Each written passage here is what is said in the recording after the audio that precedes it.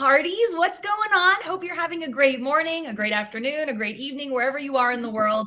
We're back for another virtual live event celebrating season 9 of When Calls the Heart. You guys know me. I'm Deidre Behar from Entertainment Tonight. Always such a joy to be here with you. And today I'm extra excited because we're joined by two of Hope Valley's finest. Please say hello to Ben Rosenbaum and Kayla Wallace. Hi. Hi. It's so good to virtually see the both of you. How's everything going? Ben? Oh, I was going to do the same thing. Everything's going well. We just had a lot of rain in LA, but the sun is shining again. So, yeah, looking forward to getting outside. All is good. Kayla, you're doing well. It looks like you've got a glorious piano behind you. I do. That's lighting up my life while the rain is pouring outside. So I'm happy that I have you with me in spirits experiencing the rain because I'm in the not so warm weather anymore. Oh gosh. Well, thank goodness we have both of you bringing the sunshine. When Calls the Heart season 9. I think I speak on behalf of Hearties everywhere. It's just been a delight so far. I cannot wait to see where the rest of this season goes. And I, of course, just want to jump right in. You know, season 9 has really been just, again, a wild ride. We've got Lucas speaking French. We've got Hickam as the mayor. I mean, Kayla, how are you feeling? Yeah, go Hickam. Especially Fiona, always rooting for her guy Hickam. How are you feeling, Kayla, about where we're at with season 9 and how things are shaking out? Definitely excited that Hickam's mayor. I think that that's super obvious that I'm his biggest cheerleader and supporter. Yeah, I'm happy to see such an awesome character in a great role. And the season, there's a lot of changes. There's a lot of newcomers, and there's going to be some more newcomers. So it's an exciting time of the season, and yeah, I'll be back next week, which I'm excited about, and I hope everyone's enjoying it so far. Yes. We will get into all of that, but Ben, I just want to touch base with you. How are you feeling about season 9 of When Calls the Heart? You're in office. It's pretty exciting, right? Yeah, it is. It's fun stepping into a new role and what it allows for Hickam and some growth in the character. But man, listening to you describe season 9 as a wild ride feels very right. We, of course, read the scripts as they come out and as we're filming throughout the season, but watching it again, I really feel like seeing it all come together and watching different people's storylines and how they weave together and what's going on in every character's day-to-day in Hope Valley, it feels like there's a lot going on. There are a lot of us on the show. There's a lot going on the show. And I'm going to get into all of that. But really quickly before we start, I want to ask you about something off the show. I'm sure you guys are aware of the photo that made it around the world. It's Kayla and Ben and Aaron Crago and Kevin McGarry. And I want to mention Aaron's caption verbatim. It says, "We forgot to film our line dance." I am so curious. Did you guys go Western dancing? I need to know what happened on this regal evening that you had. Well, it was somebody's birthday recently. It was Kevin McGarry's birthday. And to celebrate, we might have dabbled in some line dancing. Not publicly, but we were all trying to learn this dance. Everyone did pretty well, I think. What do you think, Ben? I don't know where Erin pulled it from, but she was the one who was kind of choreographing it and putting it together. And Kevin and I worked hard and struggled, but we got there. Meanwhile, Kayla was just sitting and watching for the 20 minutes while Kevin and I were struggling to get it. And then she popped up without any practice and immediately nailed it. Why am I not surprised? I was blown away. I mean, Ben, you actually just jogged my memory. I feel like your sweet co-star, Jada Lily Miller, I feel like she shared a very funny TikTok of you and Kevin and Rothgar doing some sort of a dance in the saloon. This seems to be a recurring pattern with you and Kevin McGarry. I get caught up in dances, But my absolute favorite part of that video was definitely the fact that Rothgar, who is not on social media at all, ended up in a TikTok. I need to see this. It's my favorite thing. I don't think so. I think I'd remember such a thing like that. So It was that's from what I'll do first thing. Jada was asking us to do a bit. She taught us something from a new musical, and I think it was from Mean Girls. I'm not sure. I think I was too stunned by the incredible talent that was before my eyes to even pay attention to the song or the lyrics. But okay, so this line dancing moment wasn't like a TikTok dance or something that we know. This was an Aaron Krakow original. I think so. Wow. Kayla, did you know it from something? You seemed to know it. I feel like I learned something like that in high school. Did you guys do that in your high school? We had a line dancing phase in gym or no, we did not. Oh, okay. Okay. Listen, So I live near a country western bar. Like I grew up near a country western bar, so like line dancing was absolutely a fun thing that people did on Friday nights. And the fact that the four of you did it together, I can only keep my fingers crossed that we will see some like video evidence of this at some point. Who's the best dancer? Oh, 100%. Real quick. I mean, as you might have been able to tell from my earlier comment, Kayla is a killer dancer. She was like in a dance troupe in Vancouver and was like, have you ever seen the Jabberwockies? Of course. Yeah, that was. Is that Kayla? Kayla showed me a video of her at a competition where she was basically, to me, I couldn't tell the difference between her and any one of the Jabberwockies. She was absolutely killing it. That's very kind. Wow. I never was that good, but that was a part of my past. Yes. Wow, that Kayla, she's a triple threat. She actually sings, she dances, and I hope that you'll share some of that with us on social media in the future. I digress. Too much talk about fun and dancing and social media. Of course, I want to talk all things season 9, When Calls the Heart. Kayla, I want to talk to you. Obviously Fiona is a striking brunette, but you look so beautiful with this blonde hair. I want to know who's having more fun, the blondes or the brunettes? Both. Both have more fun. You'd know. Yeah. You're brunette. Yeah, I mean, do you feel like that brown hair gets you into that classic Fiona mode? The color of the hair, not so much. I felt like Fiona both ways, but the style of the hair definitely gets me into the feeling of the character.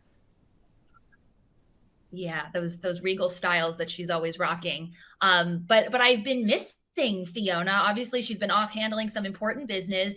And this Sunday, episode 5 is going to air. Are we going to get our girl back in town? You definitely will. And I posted a little sneak peek on my Instagram. Woo! Yeah. I come back into town, as you see on my Instagram. I'm asleep, so that's a super fun way to enter back into season 9.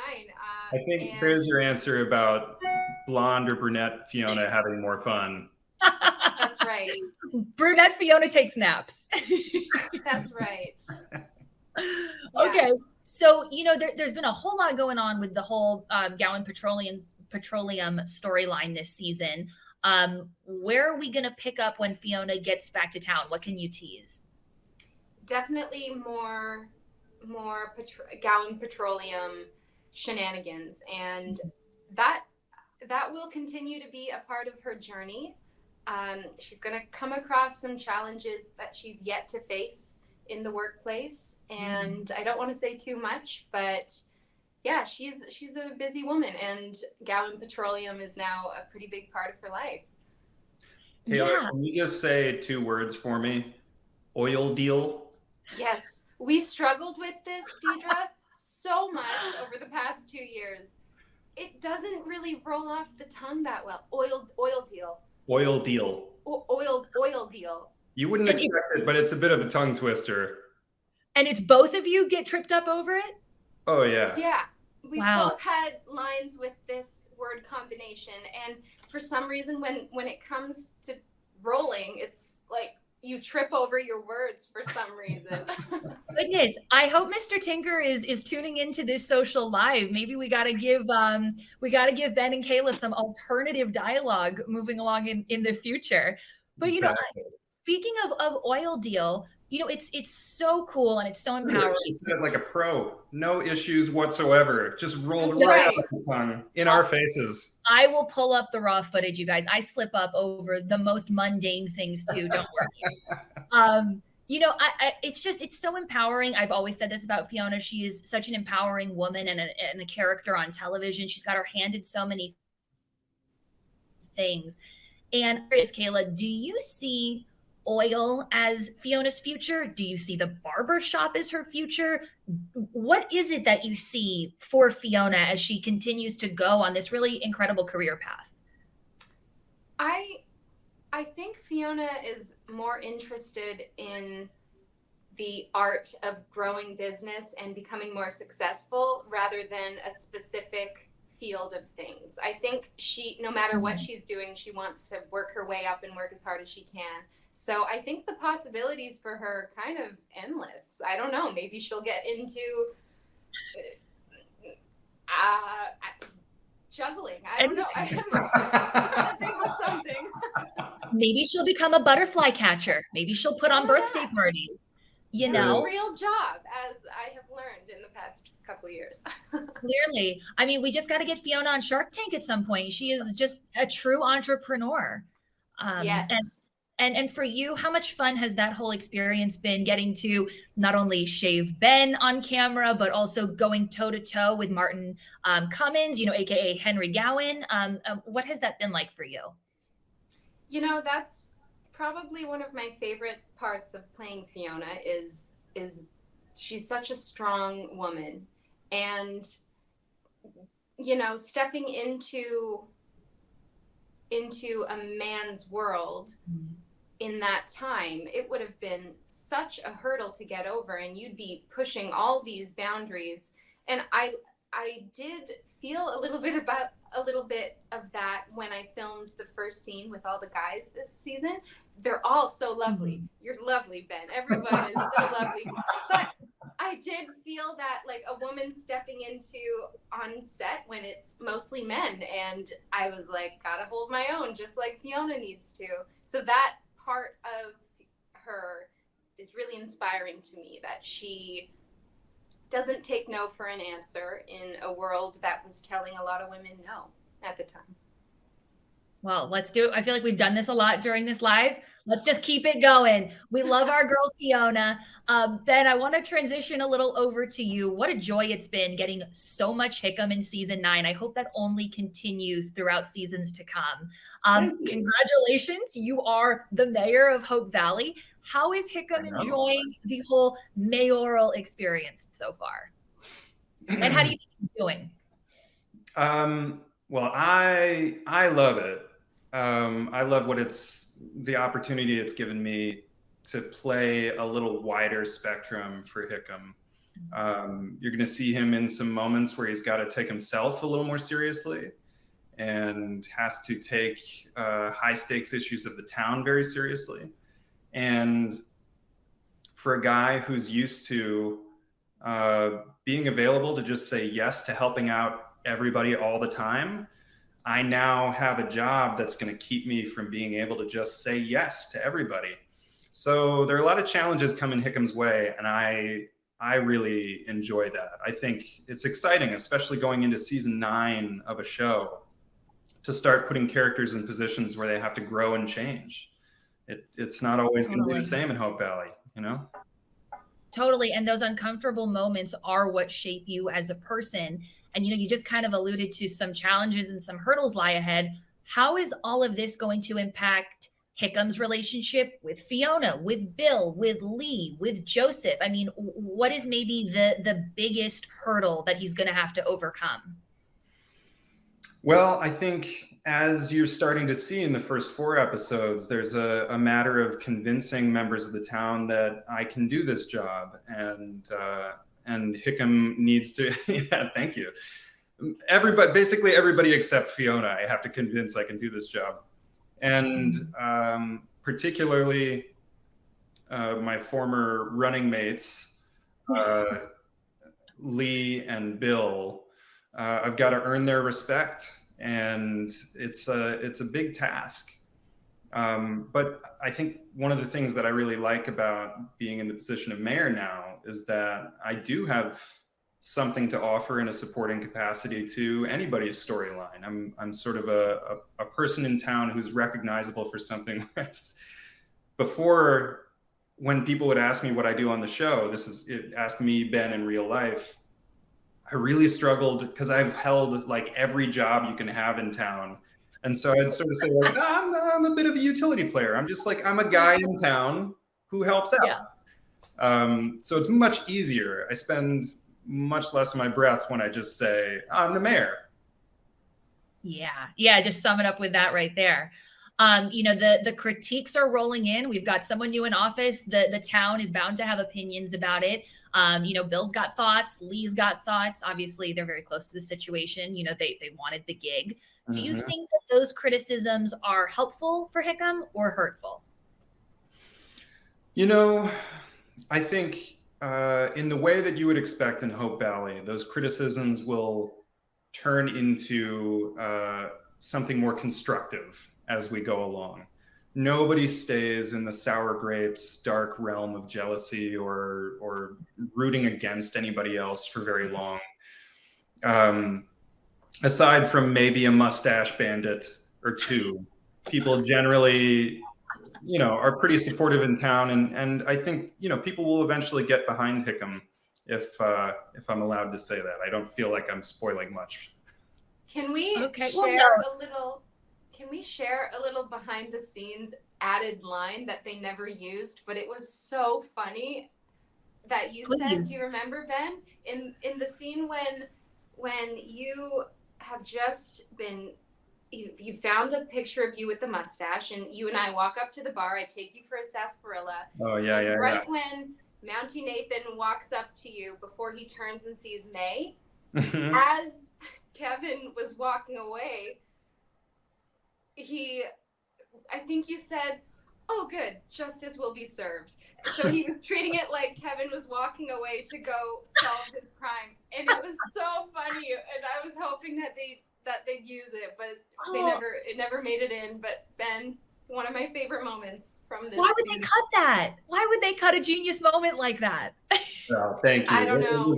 It was a fun. We were working with that was Peter DeLuise was directing that one, and he's pretty encouraging when it comes to moments that I get to improvise a little bit. And he wanted Kevin as Nathan to walk up and have an interaction with us before seeing May. So that whole little scene was not scripted. And yeah, we did about 3 or 4 takes of it, and every time it was different. And we always ended up like, none of us could hold it together. Like eventually they had to call cut because we were all laughing. Listen, Hallmark Channel, hear me loud and proud. I would like a gag reel. I would like a director's cut. I want all the cutting room floor footage because, I think obviously I could go on about this for hours, but, we love tuning in for the characters, but also we know off camera that you guys are a family. You're very, very close. And seeing those moments where you break character, where Ben delivers like a fire quick little zinger, I think the fans would absolutely love to see that. So putting that out into the universe that maybe we'll get it at the end of season 9 or something.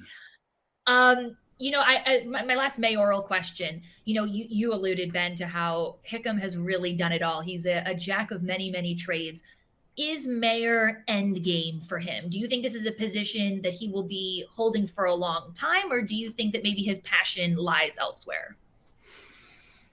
It will be, ultimately that'll be up to the writers. But at this point, I think Hickam sees his passion, I think, is helping people in town, in whether that happens through his job or otherwise.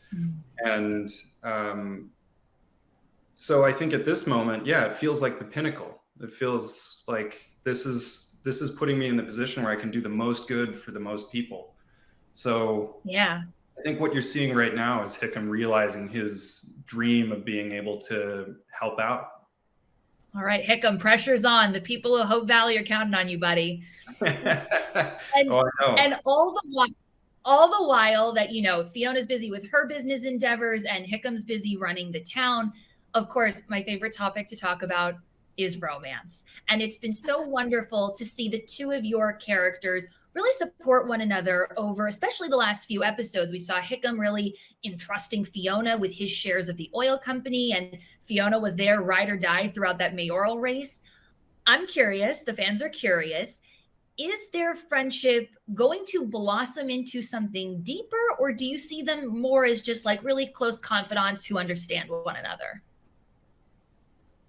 Kayla? I think anything's possible.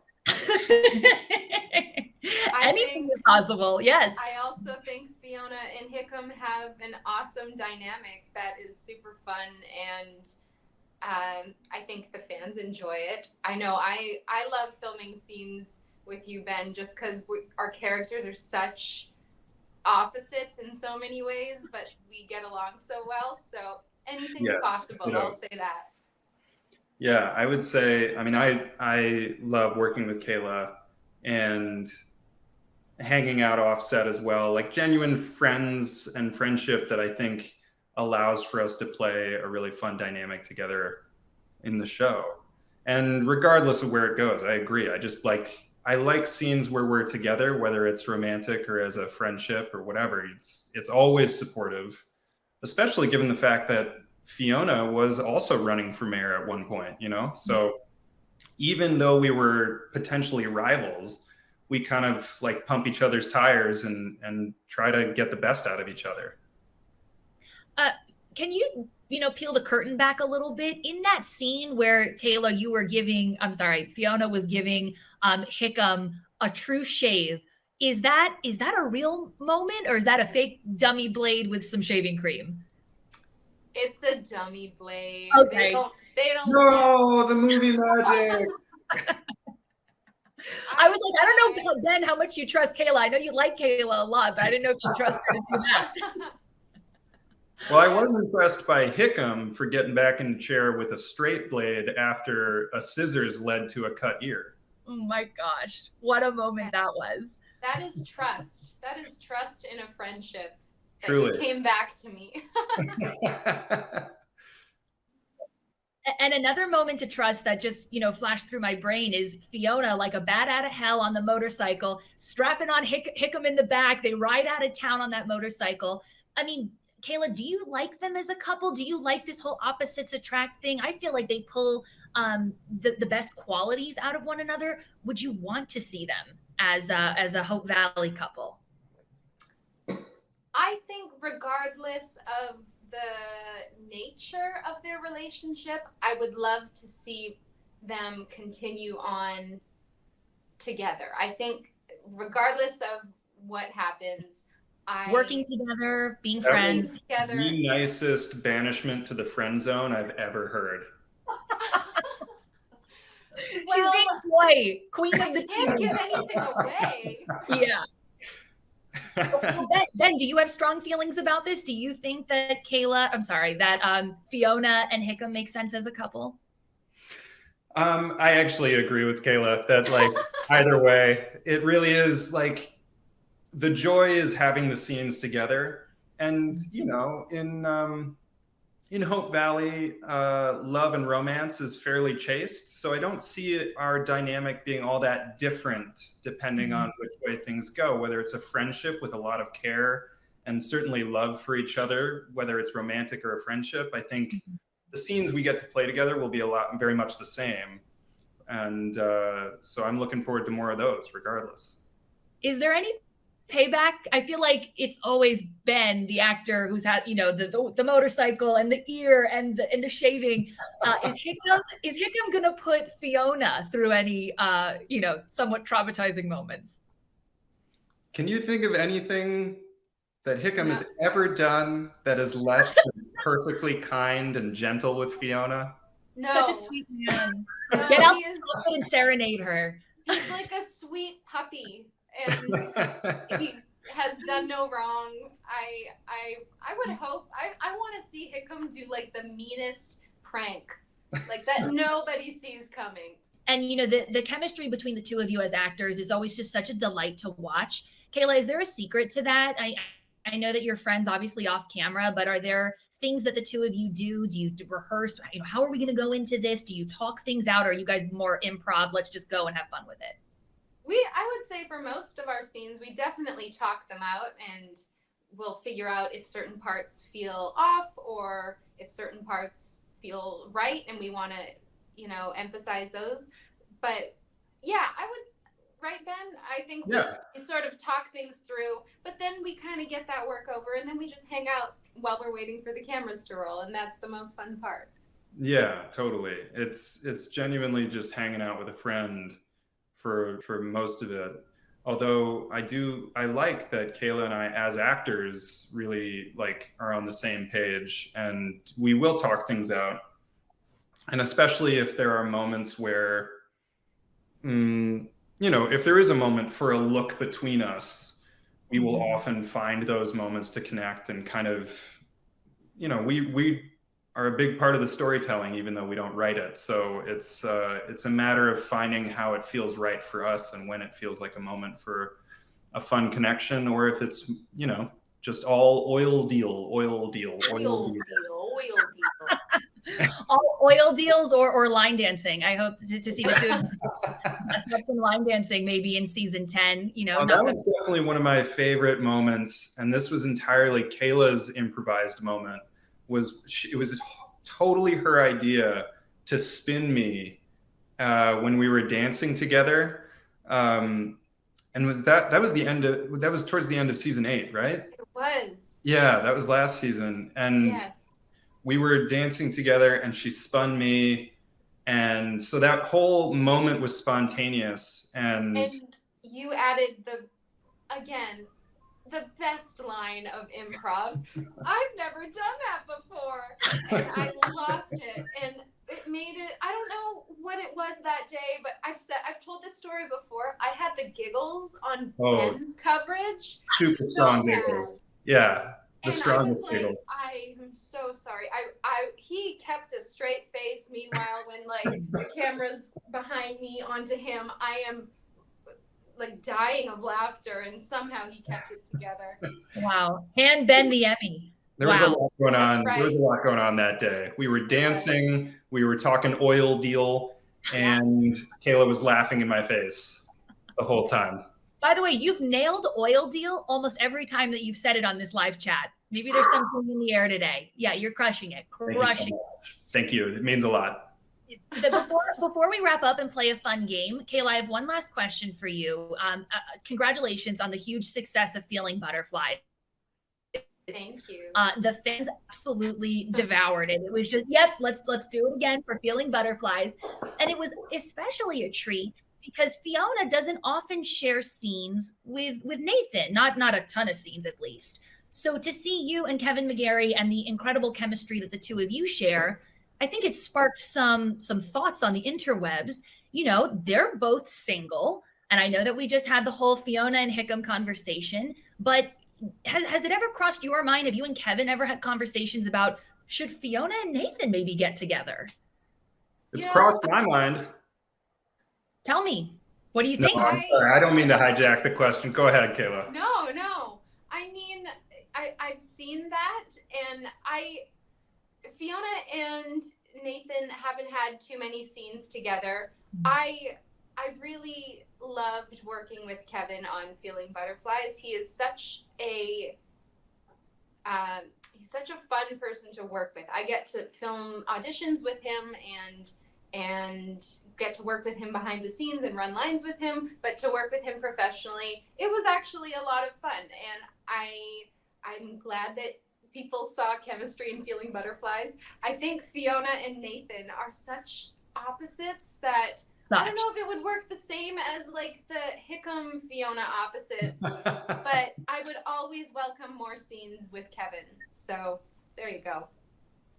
Okay, so regardless of the capacity, maybe Fiona and Nathan like go into business at some point, or I don't know, help each other out, because truly the two of you do have such great chemistry, and just to see more of the two of you together would be amazing. Ben, I'm dying to know your thoughts. What do you think of a Fiona and Nathan possible romance? Well, obviously Kayla knows the characters and Kevin much better than I do, but I mean, the thought crossed my mind. They're so great together in real life that I had the thought of like, oh, that would be really fun to see those characters together on screen, because to me, they're both very headstrong and like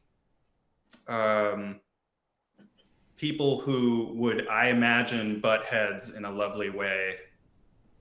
Totally. And that reminds me of something Ultimately, it's towards a good end. Not, I didn't mean to end it just on like they would butt heads. So let's see that. I completely understand what you're saying. It literally just reminded me of a moment Kevin Smith shared with me. You know, Rosemary and Lee are soulmates. They're incredible. We love watching them together, but they absolutely give each other the gears. And I think that part of the magic of their relationship is seeing the push and pull dynamic and the sacrifice. And, you know, she's over the top and he has to cater to that, and then vice versa. So seeing two people as different as Fiona and Nathan, I think could make for something really interesting. But then again, Hickam's really different from Fiona too. So looks like the writers have their work cut out for them. My final When Calls the Heart question for you guys. You know, no one really does a season finale quite like When Calls the Heart. You always leave us on the edge of our seats. Fingers crossed for a season 10, you guys. What is the one moment this season, Kayla, that you are just so very excited for the Hardys to see? And how do you think it's going to make them feel? Well, I mean, there's too many. I have a few running through my head, and I unfortunately can't share them with you because that would be spoiling it. I just think that there's so many more exciting changes, and for Fiona, there's some challenges coming that were super fun for me as an actress to play. And yeah, there's too many characters and too many awesome moments to pick one. So I can't believe we're halfway through the season almost. It's time flies. Almost. We're getting there, but I can't wait for the rest of it. Did you have any moments when you were reading scripts, Kayla, where your jaw was just like, oh my gosh, I cannot believe this is happening? Yes. And I am excited for, oh gosh, it's so fun to like talk about something when you can't really talk about something. The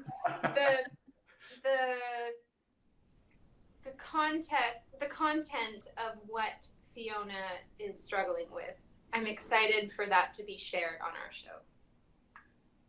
I can't. Okay, well, that is vague, but that is very teasy, and I hope that it's nothing too serious. But I'm sorry. I said I'm intrigued. Totally. And Ben, I want to poise the same question over to you. What is the one moment that you think the Hardys are just going to be the most shook by the end of season 9? Well, what Kayla said about not being able to choose, I totally get it, because it seems like every character, as I was thinking through it, every character has a big kind of jaw hit the floor moment for them in one way or another. And wow. I unfortunately, none of them are like to tease it would be to give it away. Yes. So okay, I would say that there's going to be a lot of growth for certain characters. And I've also in the past described this season as explosive, and I think that is appropriate. Great word. That's a great word. And, I feel like I was speaking with Andrea Brooks at one point where I was asking her the same thing, like, can you tease what's going on? And she told me that I believe at the end of season 8, like everybody was kind of huddled in a room together before you guys go and film your scenes. And she said that like a silence fell over the room and everyone was just like, I can't believe, I think it was over who Elizabeth chose to court with. And I'm just curious, have there been any of those moments this season where you've been texting one another, you had to pull a friend or a fellow co-star into a room and be like, oh my gosh, I cannot believe that this is what is going to happen? Yes. Yes, there's a group chat that blows up every now and then. So wow. Yeah, I can say yes, but I can give no further context. That's All right. Well, Kayla used blows up and Ben used explosives. So I guess that we will leave it with that as a tease. I want to finish with you guys. Hopefully you'll be down to play a fun game in honor of the Hope Valley mayoral race. I want to play a game with you called Who's Got Your Vote? I'm going to read a category and I want answers from both of you on which of your co-stars you would vote for this specific topic. Is that cool? Okay. Sounds great. Cool. So who's most likely to be eating on set? Chris McNally. Yes, I second that. Really? What's he eating? Anything and everything. He's constantly coming back from Crafty with something he's just snacking on. Even if there have been so many moments where he's like, I don't like this, and he'll just keep on eating it. It doesn't matter. He's just constantly snacking throughout the day. Wow. Okay. So go ahead. I've witnessed when our wonderful third AD comes around, and when it's sandwich time, that's always really exciting time of the day. And she'll sort of go through the list of sandwiches, and I've been there while Chris McNally is like, well, I'll have a tuna and maybe the veggie as well. I'm going for doubles. And you know what? Yeah, I'll take a PBJ as well. Throw that on there. Yeah. Just load them up. Wow. Yeah. All right. Chris has got an appetite. He's a hard worker, so I imagine he builds up an appetite throughout the day. So I guess we'll just right. Okay. Who's most likely to be napping on set? I think Kevin needs his beauty rest. He does. Yeah. He'll catch it. He's often the person who's coming back from their trailer saying like, "Oh, I just got a nap in." I think. Even like a little 15-minute power nap, quick refresh. Oh no, Rothgar, definitely Rothgar. That man goes back to his trailer and is out so fast. I don't know how he does it because I have too much like anxiety around napping on set. Like unless I'm really exhausted, I just know as soon as I lay down, they're going to come and knock, and I have to go do the scene and stuff. Rothgar gets his naps in for sure. Wow. Okay. You vote Rothgar as well. I didn't really know that about those two actors, but now I know. I know that when I have a hard time napping because they do my hair up in such a beautiful little updo that I have to sort of like put my hair over the arm of the couch so it's hanging over. I have napped though. I have been successful at it, and then I'm like, you know, you're like a little kid who's like cut their bangs or something. I like go back and I'm waiting for Jody to be like, did you nap? But I successfully napped without ruining my hair. I've found a way. God, I get it. The struggles of being a woman and having like pins everywhere poking you in the brain, right? Who is most likely to be on their phone, whether it's talking, texting, on social media, taking pictures? I will say who is not likely, Ben Rosenbaum. He leaves his phone in his trailer most of the time, or all of the time, I think, and it's really refreshing. Is there a reason for that, Ben? You like to be uninterrupted when you're working? I guess I don't spend a lot of time on social media, and I feel like that's usually the way that people are passing time on their phones. Yeah. But I also really just enjoy the opportunities to connect with my friends in the green room. Oh, that's so nice. Having said that, I feel like I'm throwing somebody under the bus by saying they're on their phone a lot. No. I would say that it's Erin. You know, I was lucky enough to do a set tour with Erin a couple years ago. And when she was showing me around the classroom, she opened the drawer in her teacher desk, and her phone was sitting in there. And I love that magic. She just stores her iPhone in the middle of this like 1910 classroom that we're sitting in. She obviously posts some really beautiful set photos. Kayla, what do you do with your phone? Do you bring it? Do you stash it in one of Fiona's get-ups? I bring it to set probably 90% of the time. Sometimes I'll leave it in my trailer, but I'm always worried that I'm gonna like get an audition while I'm on set. So I like to be near my email. I could, you know, have some separation from it. I could work on that a little more because it's really refreshing to see somebody just sitting there. You don't get to see that nowadays. It sounds so simple, like to be away from your phone. It's such an uncommon thing nowadays. We're so attached to it. But I do have to say that Erin wins the prize for taking the best behind the scenes photos. She has photos of everyone and they're great. Some of them are embarrassing, but some are great. I would say, what I would say about Erin and her phone time is that in addition to any like little reprieve where she works so hard all day long, any chance to like take a little break is well earned, but she does spend a lot of her time taking photos, great behind the scenes content. She's always thinking of the Hardys. And she also, in her capacity as executive producer, is often taking phone calls that are show related. So it's, it's all mixed up in there. It's all mixed up in there. And her caption game deserves an A+, 10 out of 10. The puns are just beyond stellar. Okay, so you both vote for Erin on that one. Who is most likely to be putting together a cast hangout? I would say Andrea is known to sort of gather a bunch of people together. Like a game night or a dinner or something like that? We've done like a brunch or two, which has been great. But I think like you too, Ben, you're one that will often initiate, hey, do you want to grab a bite after? Or something where a group of us will get together. Yeah, I would vote those two people. Ben? I think, we're very lucky as a cast to have a bunch of people who are excited to gather outside of set or outside of work. And we all genuinely like each other. So it's like friend hangouts, the funny phrase. Hangouts with the cast happen quite a bit. And I think I definitely feel during that time that I have up there in Vancouver, I want to take advantage of it and get to see people. So I do like to invite people out and try to get a group together. Chris McNally is a great host. Pascal is a great host. Kevin is like a world-class chef who's cooked some amazing dinners. Oh, that's so sweet. Kevin and Kayla are always down to hang.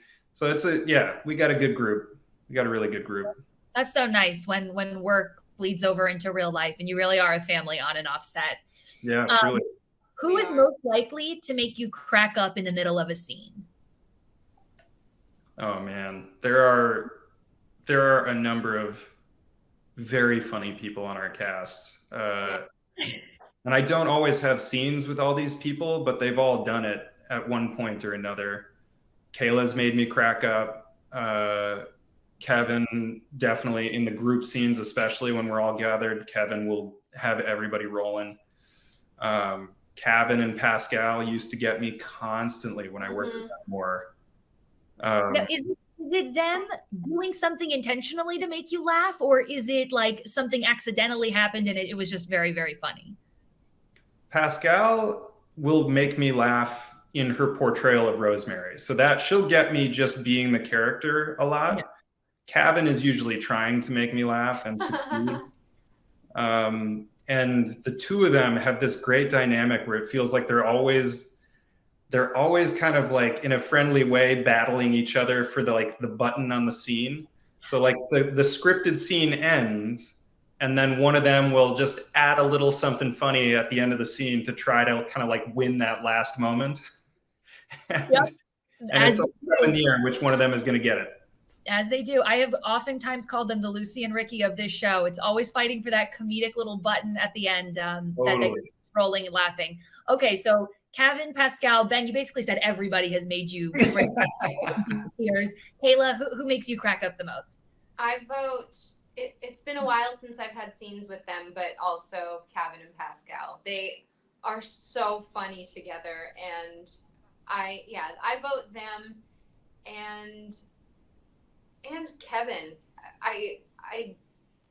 I feel like I lost when I made you giggle that time, Ben, when we were doing that dance. I feel like he said something, and then he was just in my eye line every time, and it just, anyways, I vote those guys. Amazing. Who are you most likely to call when you need advice from a friend? This is another tough one, only because I have a number of close friends on the show. It could be Pascal or Kevin. Martin Cummins is somebody who's been really great about giving advice to me. Like life advice, career advice? Both, all of it.